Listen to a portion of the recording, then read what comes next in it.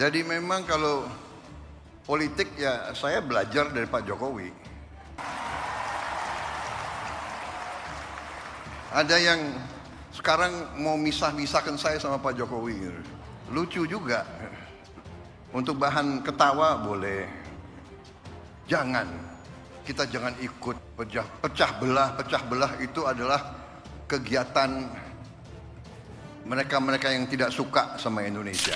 Jadi kalau Pak Prabowo mulai menyindir bahwa ada yang tidak memisahkan beliau dengan beliau yang lain, yaitu Pak Jokowi, tentu ya masuk akal kalau rakyat menganggap bahwa ya memang harus dipisahkan. Kan kalau nggak dipisahkan artinya sama-sama Prabowo, Jokowi, Sri Mulyani harus bertanggung jawab terhadap keadaan sekarang kan. Presiden Prabowo Subianto menganggap lucu adanya upaya yang ingin memisahkan dirinya dengan Presiden ke-7 RI Joko Widodo atau Jokowi. Prabowo menilai upaya tersebut hanya untuk bahan tertawaan saja. Sedangkan pengamat Rocky Gerung melihat berbeda. Ia melihat dari stabilitas politik saat ini dan ia menilai politik saat ini mulai terganggu.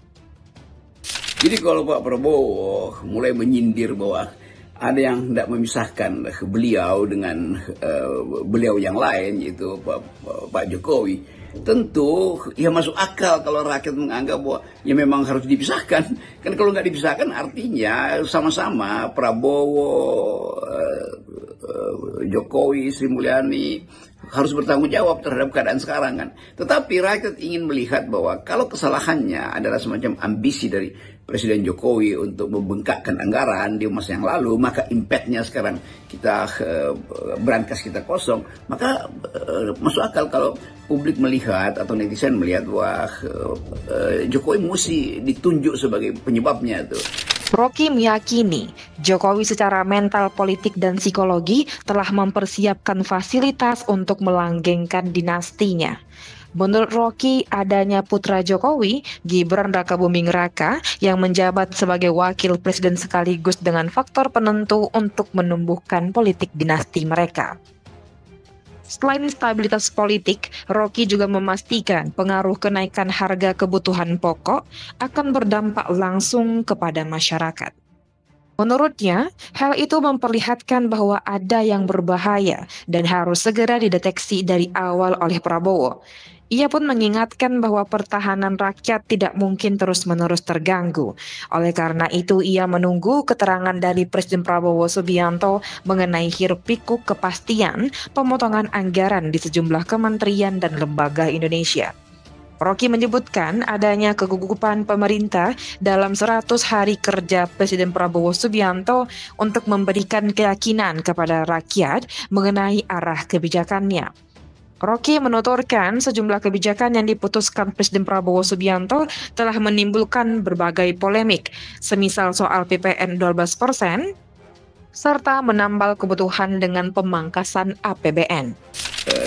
Melalui pembangkangan yang disindir terus oleh Pak Prabowo sebagai raja-raja kecil.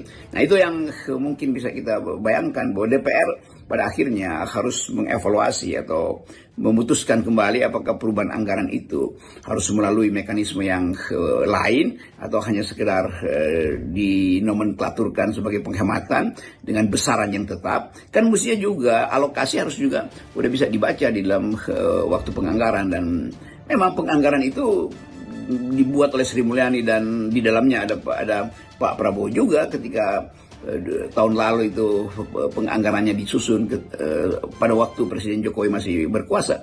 Jadi kita mesti fair juga melihat bahwa apa yang pernah dibayangkan di 2024 sebagai anggaran 2025 itu adalah impact dari jabatan Presiden Jokowi yang menginginkan ada anggaran yang akan memamerkan kesuksesan pembangunan.